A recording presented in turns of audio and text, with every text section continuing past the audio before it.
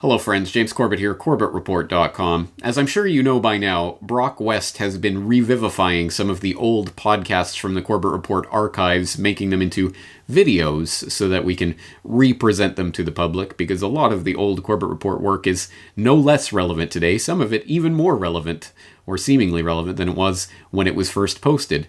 One example of that, which I hope you have seen in recent weeks, was the recently re-released episode 86 of the Corbett Report podcast from 2009 on medical martial law.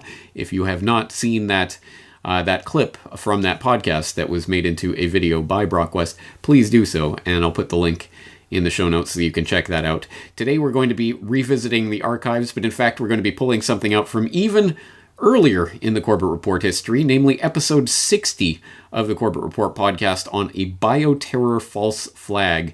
Extremely important information. It was important back then in 2008 when this podcast was first released in the midst of the war on terror paradigm and fretting about the Al-Qaeda phenomenon. It is, as I say, no less relevant today, perhaps even more so now that we are being introduced to the new scare paradigm, the scaradime, if you will, the biological false flag, the biological warfare, the biological agent scenario is no less relevant today.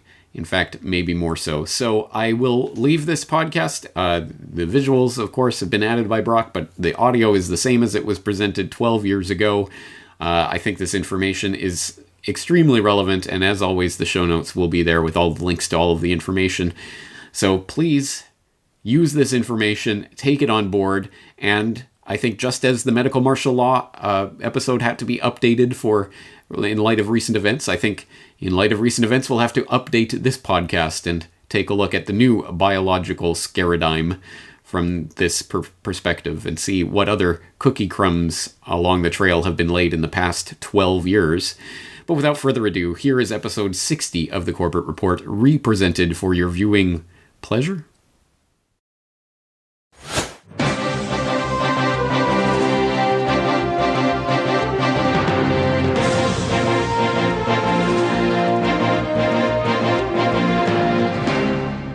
On day 6 of the smallpox epidemic, the White House confirmed that federal government officials and military personnel are being vaccinated. 300 people have died. At least 2,000 are infected with smallpox. Smallpox symptoms are being seen in 15 states, also in Canada, Mexico, and England. The U.S. smallpox vaccine supply continues to shrink as officials try to stretch limited stocks to cover the entire nation. An official announcement regarding the remaining vaccine inventory is expected later today. Struggles to get vaccinated led to violence in some cities. Profound economic losses are crippling the nation. In Oklahoma alone, economic experts project severe losses in the state's multi-billion-dollar agricultural commodities market. Still, no group claims responsibility for unleashing the deadly smallpox virus. But NCN has learned that Iraq may have provided the technology behind the attack to terrorist groups based in Afghanistan.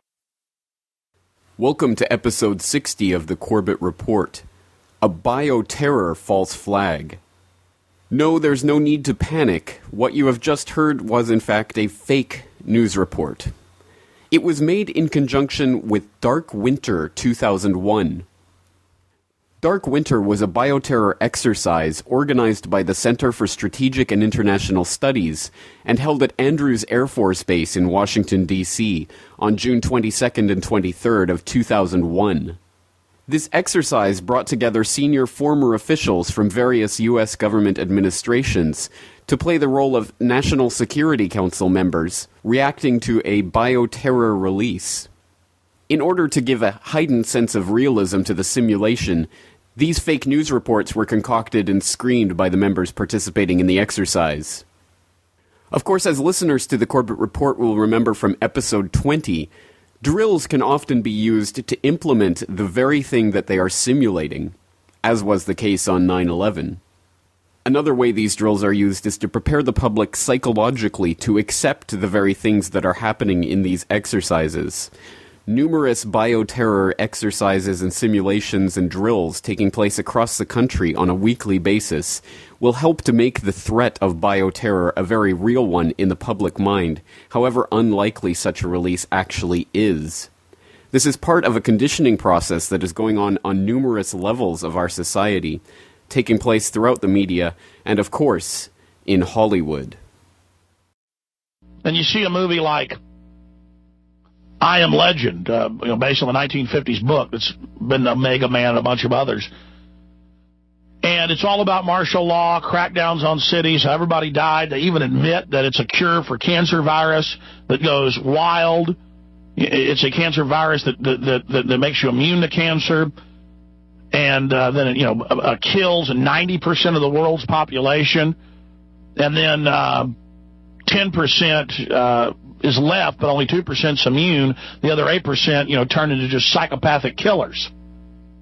Just absolutely crazed. But see, it's not big in Hollywood with this stuff. No, you just get diabetes, you just get Crohn's disease, you just get cancers all over you, and you just die. There's nothing fancy about it. You're not going to be bench pressing 800 pounds like I Am Legend when you're flopping around dying in your house. And the government's running around posing as saviors. And the military and police and firemen think they're trying to save people as they're dropping dead. And as they get the news that mama and daddy and their wife and their kids are all dead back in Tennessee or Texas or New York. And I know you're going to cry your guts out years from now if the globalists do this. And a lot of you are going to wake up at that point. That's the big thing we got going for us, is that the globalists are probably just going to go ahead and do all this the way things look right now. And people can self-censor and not talk about 9/11, and they can self-censor and try to be mainline. That's fine. You'll be flopping around dying. But when all that happens, and when you're burying your children, God forbid, just trying to get this, get real here with you, then you're going to remember old Alex Jones. He'll probably be long gone then. And you'll remember and go, man, that guy said all this was going to happen. And yes, they clearly have it in the cards. They've said we're going to have a bio-release. Bush has said, I don't know if it'll happen under him or Hillary or whoever else comes. The point is, it's on the table.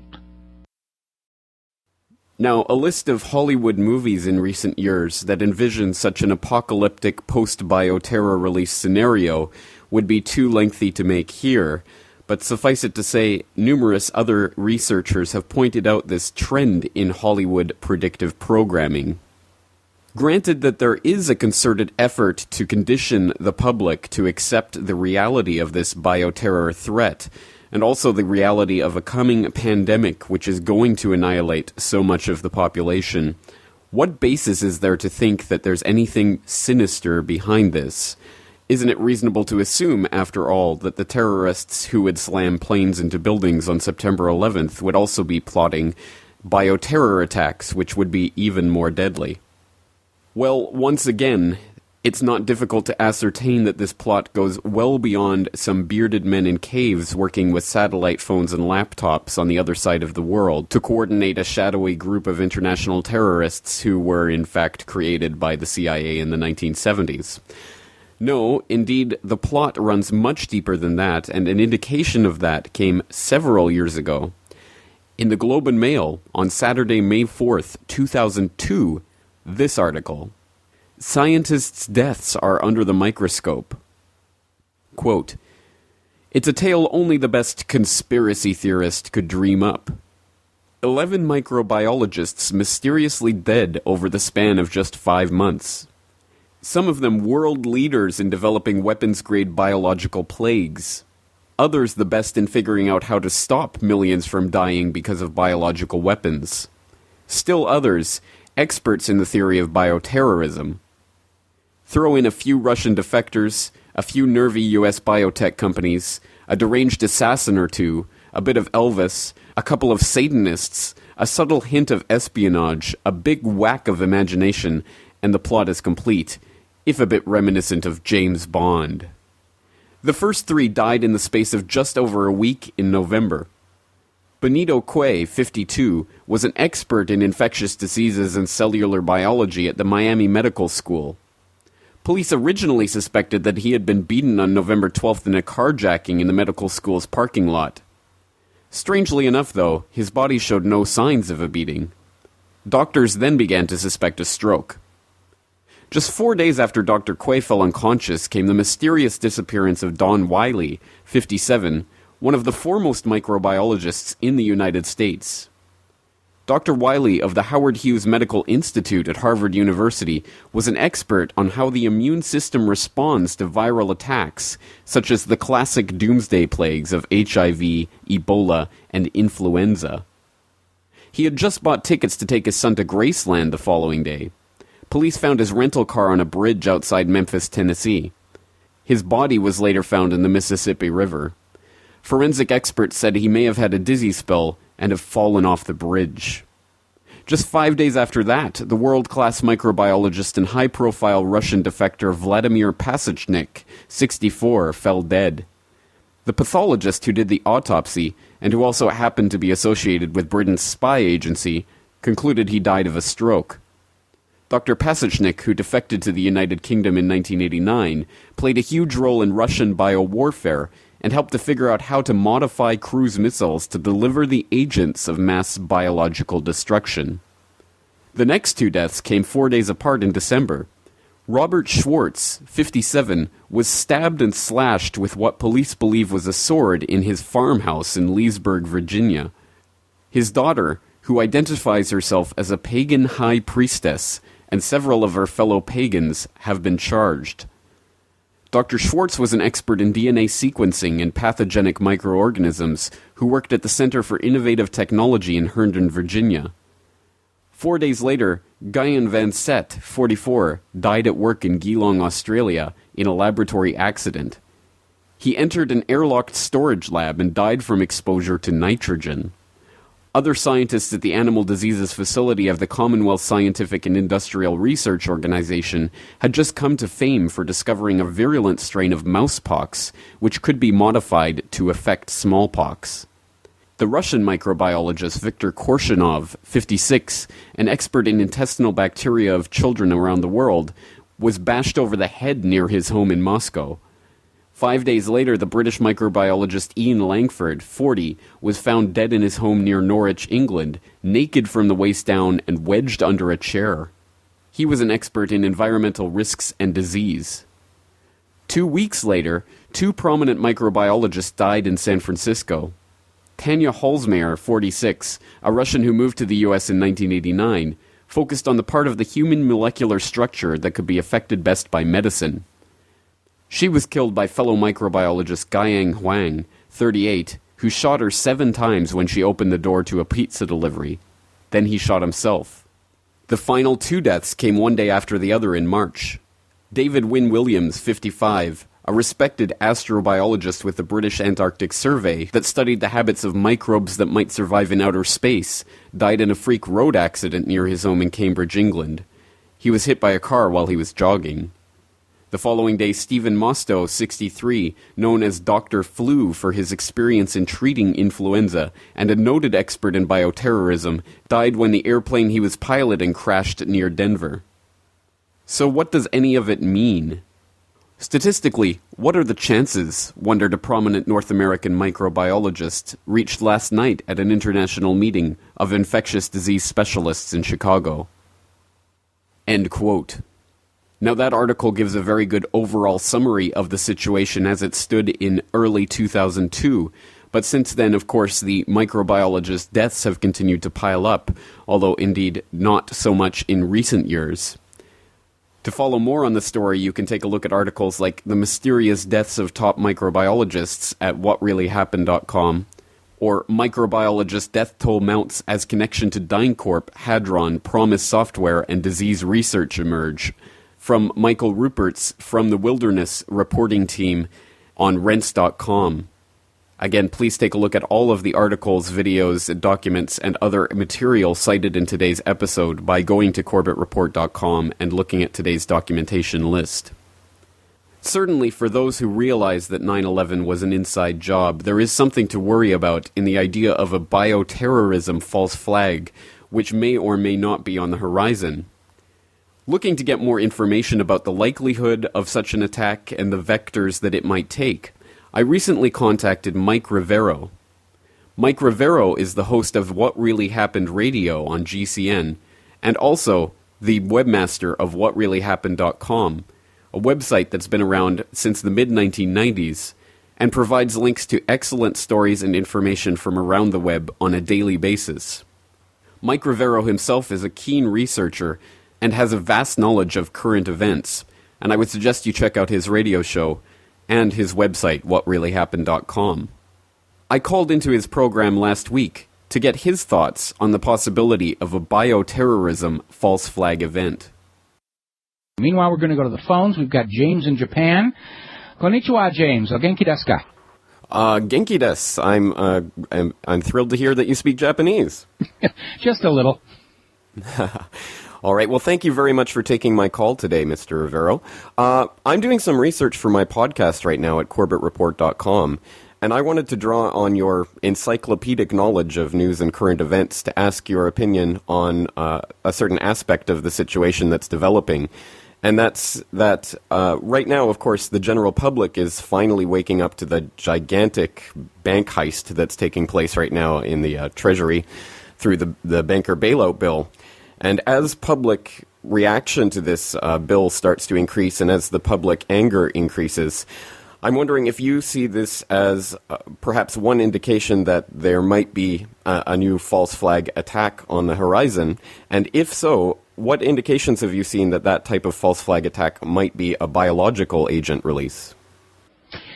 Well, let me answer the second part of that first. I think any false flag attack, in order to have a chance of working in a nation where we're already numbed by endless replays of jet planes crashing into buildings, I think a biological attack brings it to a new level of terror, because it's not just happening in a city far away.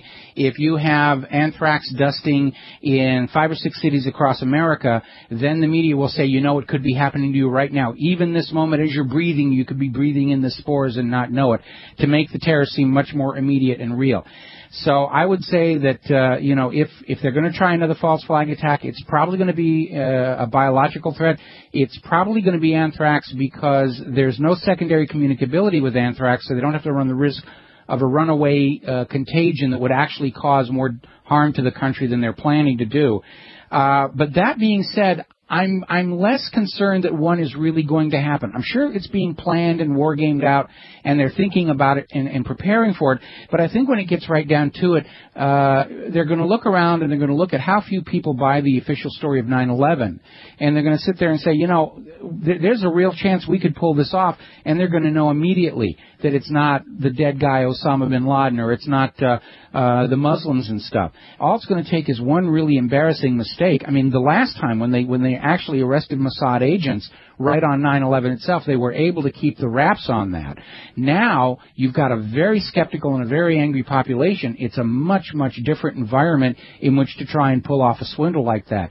They might try and do it. I can't rule that out, but I think anybody who's objectively looking at the possibilities of success of such an operation has to be saying, the odds are not good that we're going to be able to succeed in pulling this off. So I'm sure it's been war gamed out, and they've thought about it and maybe even made some plans for it.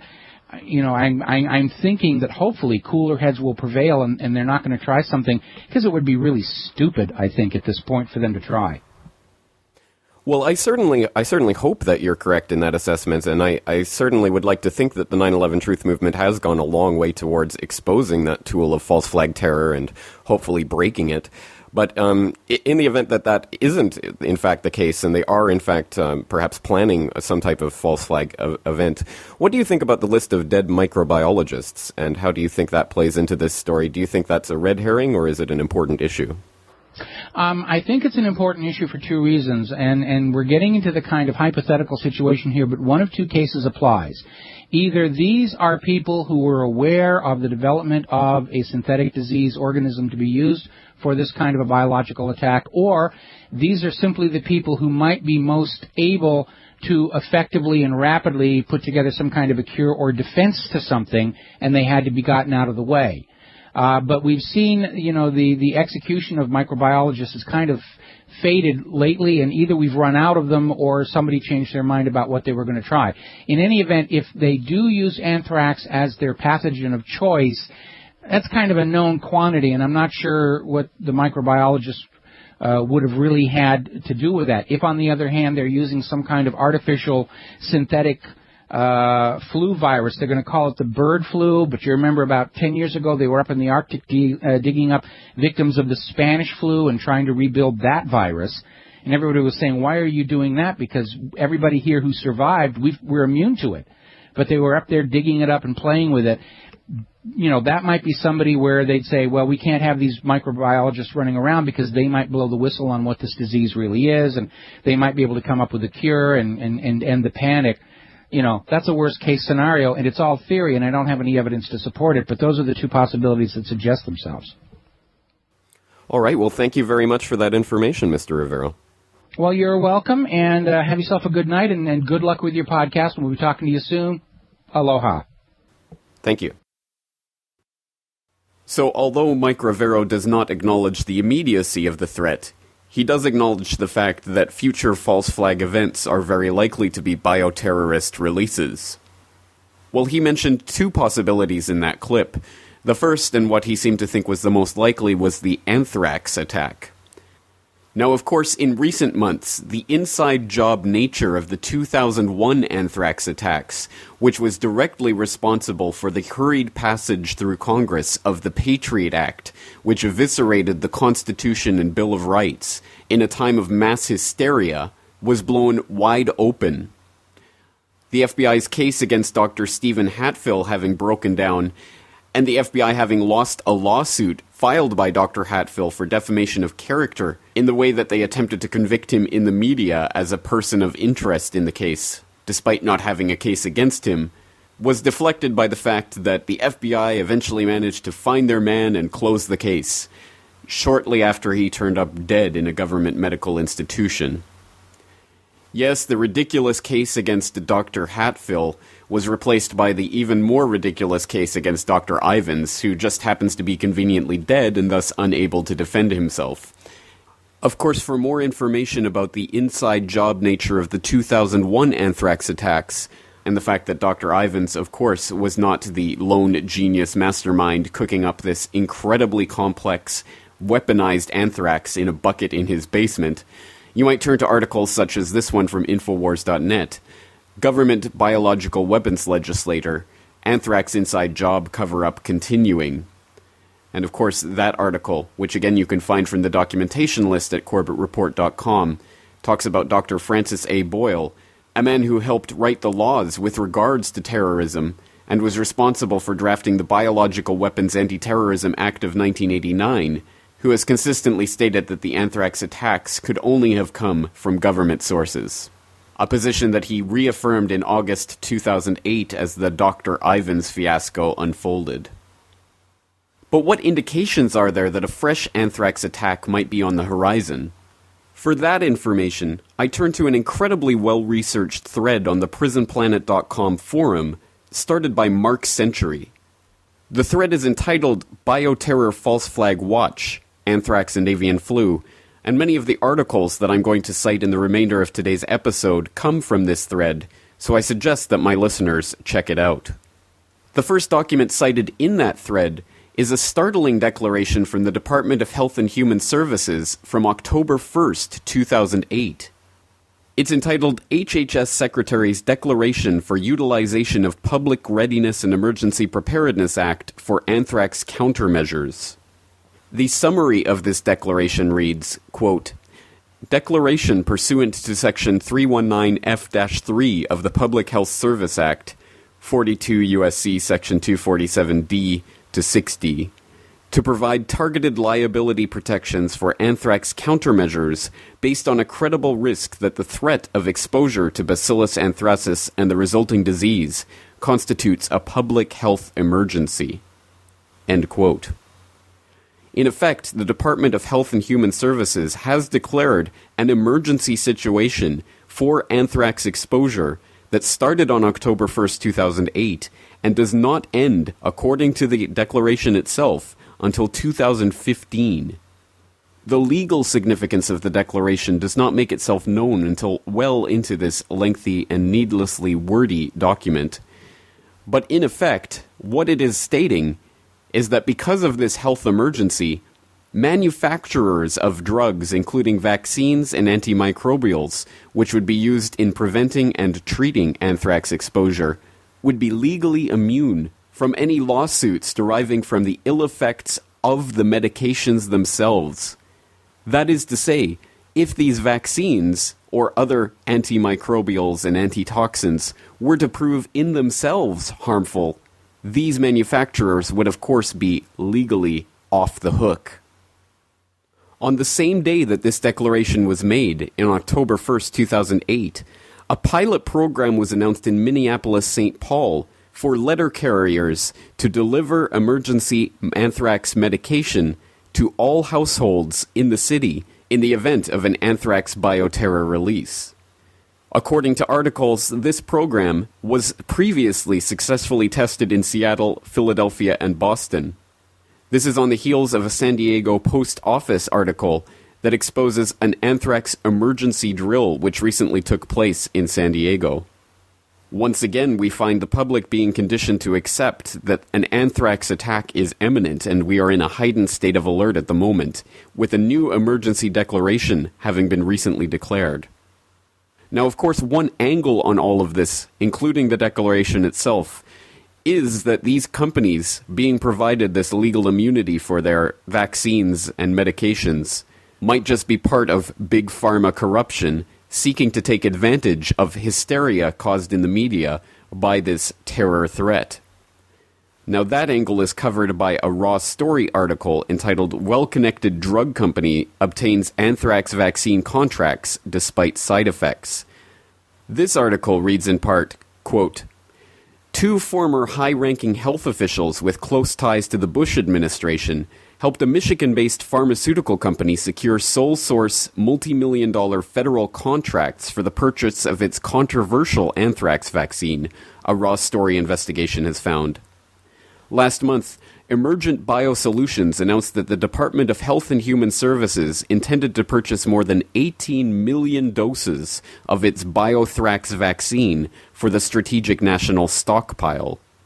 The strategic stockpile is set aside for civilian use during a large-scale emergency, such as a bioterrorism attack or natural disaster.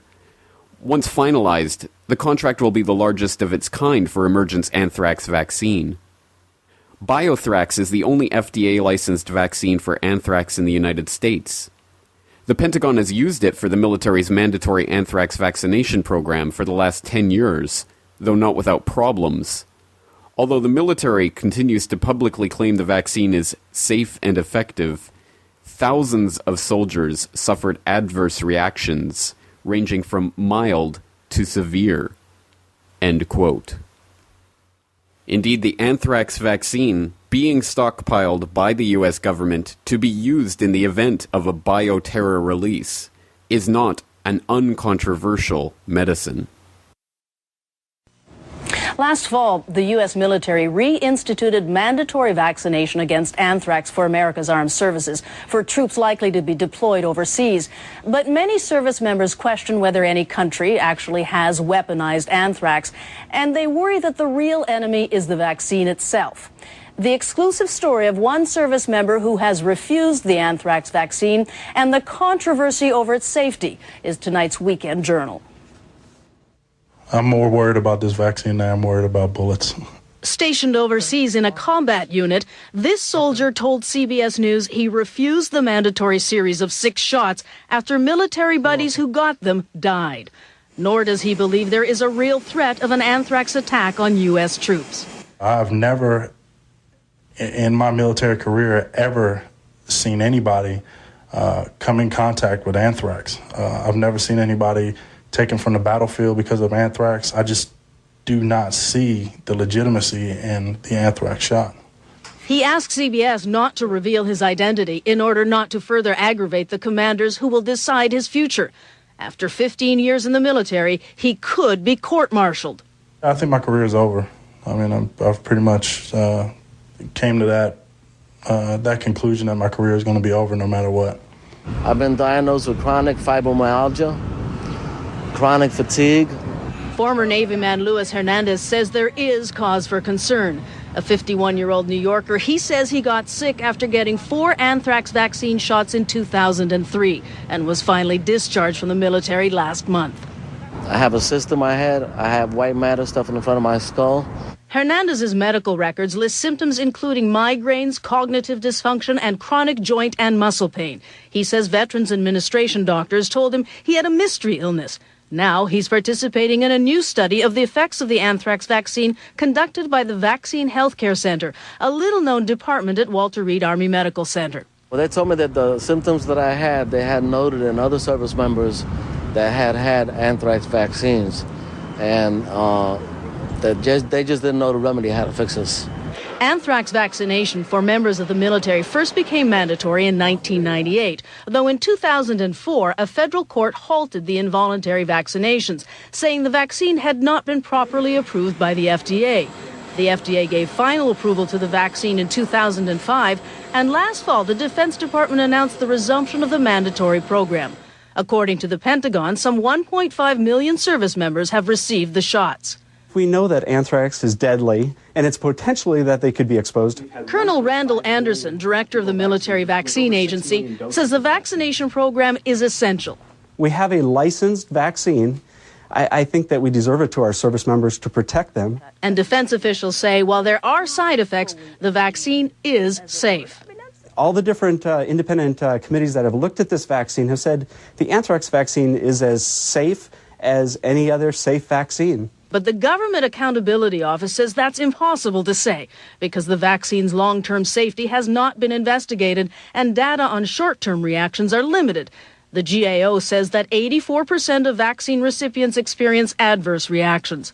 And even material by the Institute of Medicine given to CBS News by Colonel Anderson says the vaccine is reasonably safe but relatively crude by current standards and calls urgently for a new and modernized vaccine.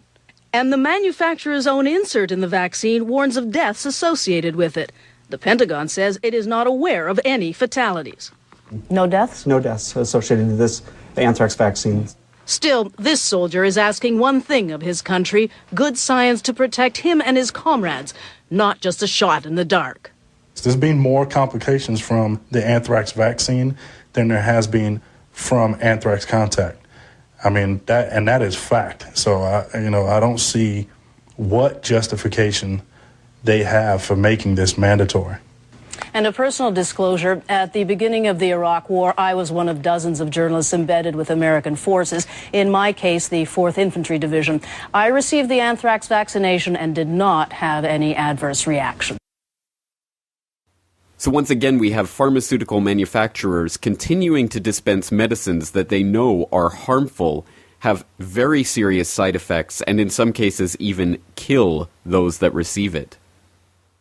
I encourage all of my listeners to do more research on the anthrax vaccines, as well as other cases of Big Pharma literally killing their customers, such as when Bayer 100% absolutely knew that their Factor VIII hemophiliac treatment contained HIV, and they continued to sell it in foreign markets until they were eventually caught, and some of the members of Bayer went to jail. Just like many of the heads of Bayer's progenitor, IG Farben, were tried as war criminals after World War II for their help in supporting the Nazis. Also, I once again encourage my listeners to take a look at that article on globalresearch.ca by William Engdahl about the Doomsday Seed Vault in Svalbard, and the information presented in that article about the tetanus vaccination program administered by the WHO that just happened to sterilize the vast majority of the women who were subjected to that sterilization vaccination program. Again, there is a pattern here that is developing that goes far beyond the mere profit motive. And there is an underlying ideology espoused by many of the people who own the companies and are in a position of power to direct Big Pharma's activities from the very top, who would like to see a vast majority of the human population eliminated from the planet Earth. But perhaps that's just conspiracy theory. So we will cover this again and again and again in future episodes of the Corbett Report podcast. But for now, let's turn to another aspect of the bioterror false flag possibility, that is, bird flu. Now, of course, the possibility of a bird flu pandemic has been being hyped in the media for years, and it all rests on a strain of avian flu known as H5N1, which has so far resulted in the death of 380 or so people around the world. Hardly a staggering sum, but one that for some reason the Bush administration decided was enough to warrant a $4 billion expenditure by the Department of Health and Human Services to prepare for what has been called officially, quote, the inevitable pandemic. But what is bird flu, and what are the chances of it becoming a pandemic phenomenon like the Spanish flu of 1918? For that, let's turn to a part of a presentation by Dr. Alma Ott, a doctor in nutrition who has been researching the development of the bird flu scare. His presentation is quite lengthy and gets into some very interesting details about the emergence of Spanish flu in 1918 and how it's connected to both John D. Rockefeller and the vaccination programs underwent by the U.S. military, the first mandatory vaccinations of its kind back in World War I. Again, that's some very interesting material and should be looked at by all of my listeners. But I'm going to play a section of the presentation in which Dr. Alma Ott talks about bird flu and whether or not we should really be scared of this inevitable pandemic. So let's look what exactly is the so-called bird flu. Let's look at it scientifically for just a minute. The bird flu is simply a slang term, folks, given to a specific strain of influenza virus. Specifically in biochemical terms, biological terms, is called H5N1 because of its RNA and DNA structure. The H5N1 virus, folks, is indeed unique to birds. Virologists have long determined, and now this is going back to the 1910s, 1920s, that H5N1 is indeed unique only to birds and is found naturally in most wild bird populations. Typically, it's not a problem with birds. It has zero mortality to the bird population and is absolutely, let me emphasize this, absolutely is not typically passed on to human hosts. Folks, it's only when the bird populations become overstressed due to either massive contamination of their environment or the overpopulation of a bird flock does the cellular terrain of the bird flock change. The internal workings of the birds as a whole change. When the birds become stressed, their internal terrain changes, then this H5N1 virus can in fact become dangerous or even lethal to the bird population. When the bird dies, folks, this virus, in fact, evolves into a fungal parasite. Let me emphasize, a virus is the seed, the spore of a fungus. That's what a virus is, as opposed to a bacteria, which is a living one-cell organism. Okay, a virus is the microscopic seed or spores of specific funguses. So when the virus evolves and begins to affect a whole bird population, it helps Mother Nature to cull the flock, to bring it back into the balance that is necessary to keep the bird itself, the bird genes itself intact. The fungal parasite that evolves from the influenza H5N1 really helps to rapidly decompose the bird as well. It's part of nature's plan. The virus and the fungus has been with the bird population since the day they first began to swim and fly. It's part of the system, part of the ecosystem of nature. Should not be feared, should not be something that we should fear as a country, as a nation. Well, if the bird flu is indeed part of the natural life cycle of birds, and really poses no threat to humanity under any normal circumstances, why has the media latched onto and the government promoted the pandemic flu hype over the last few years? Well, of course, the profit motive comes into it as always, and that can easily be seen by the fact that it is a matter of public record that Donald Rumsfeld, the former Secretary of Defense, in fact has stocks in the company that owns Tamiflu, which was for years promoted as the solution to a flu pandemic, as the wonder drug that could reduce the effects of the flu. It's not difficult to see, therefore, how someone of Donald Rumsfeld's stature would be able to use his position and influence to create a media hype to, in fact, increase his own personal wealth.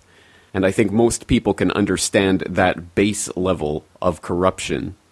But the horrifying truth is that there might be a much darker motive to this promotion of the pandemic flu hysteria. We start to get an indication of that at a site called sunshine-project.org. This is a website that is no longer being updated, but for years provided key information about the U.S. biological weapons research programs that continue to this very day. On the 9th of October 2003, they released an article entitled Recreating the Spanish Flu, which talks about U.S. government attempts to resurrect and study the incredibly fatal Spanish flu of 1918, which caused a global epidemic and killed an estimated 20 to 40 million people worldwide, including young men and women in the prime of their youth. From this article, Recreating the Spanish Flu, we obtain the following passage. Quote, attempts to recover the Spanish flu virus date to the 1950s, when scientists unsuccessfully tried to revive the virus from victims buried in the permafrost of Alaska. In the mid-1990s, Dr. Jeffrey Taubenberger from the U.S. Armed Forces Institute of Pathology started to screen preserved tissue samples from 1918 influenza victims.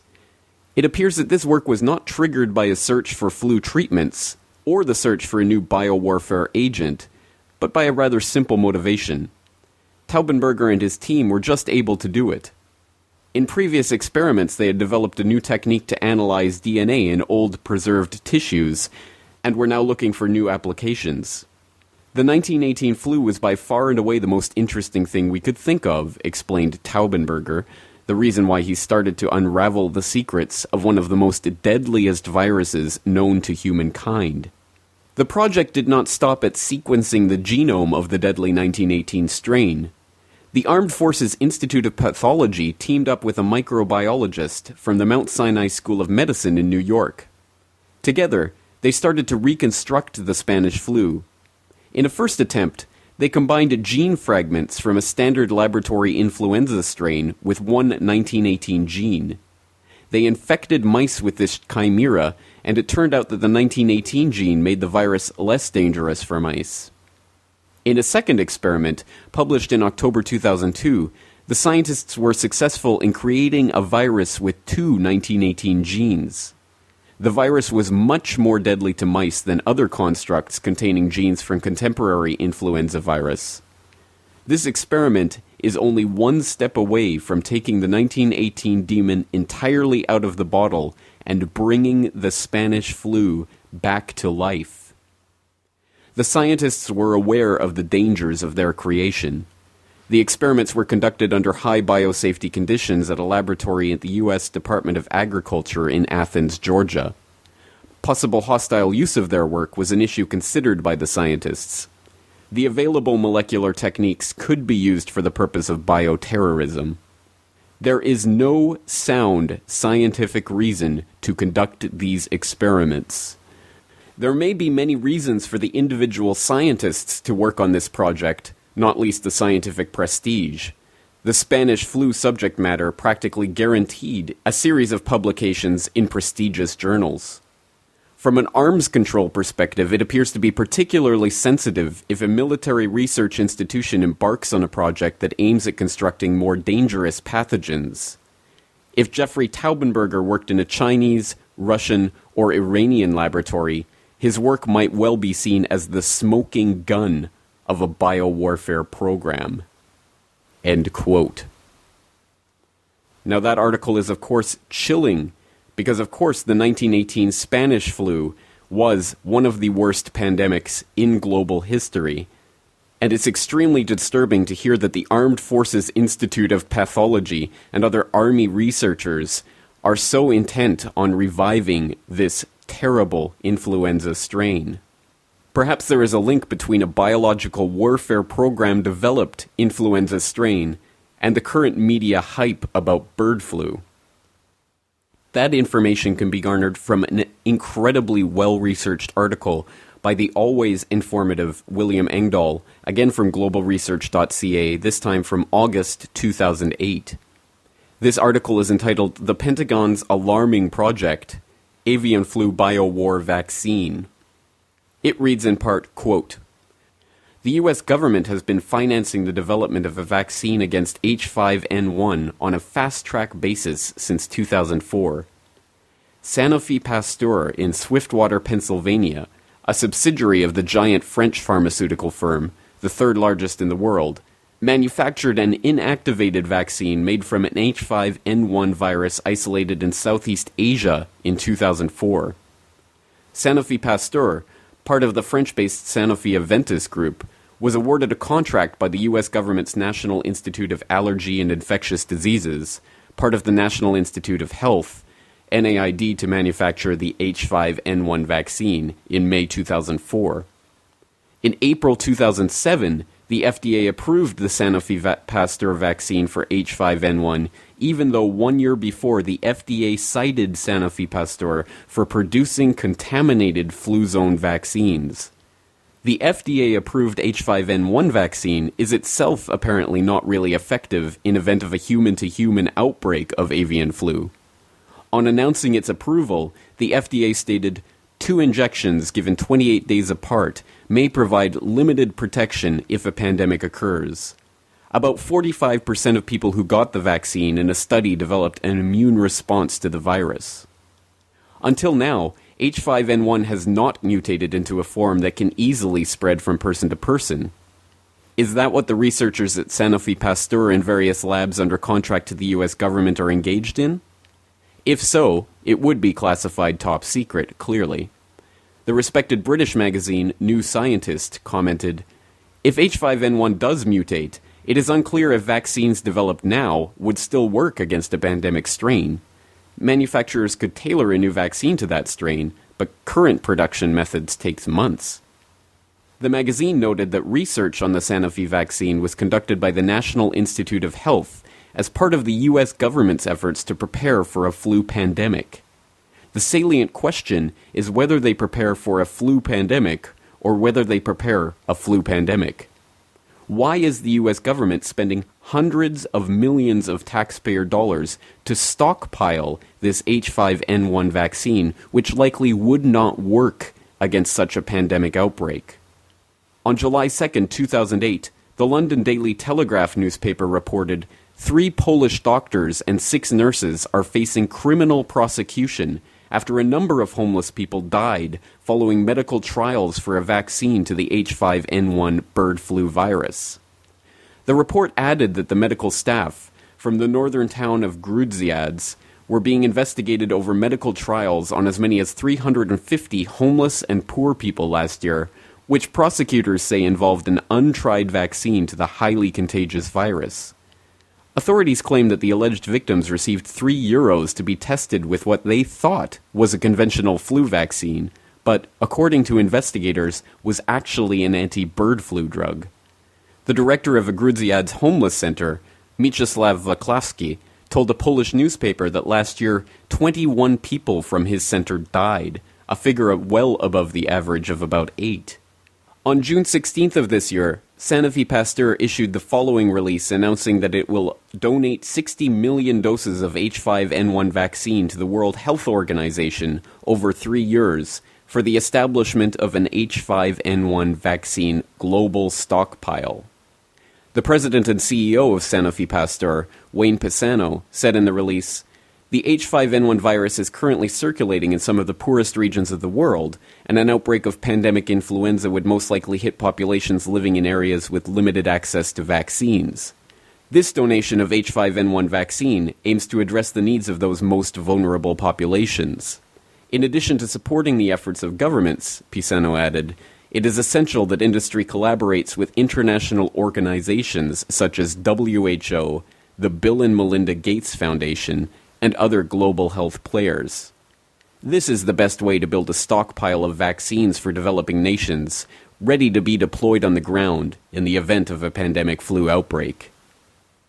The Bill and Melinda Gates Foundation, in addition to being a financial supporter of the so-called Doomsday Seed Vault in the Arctic, has dedicated its foundation's billions to support population control, especially in Africa.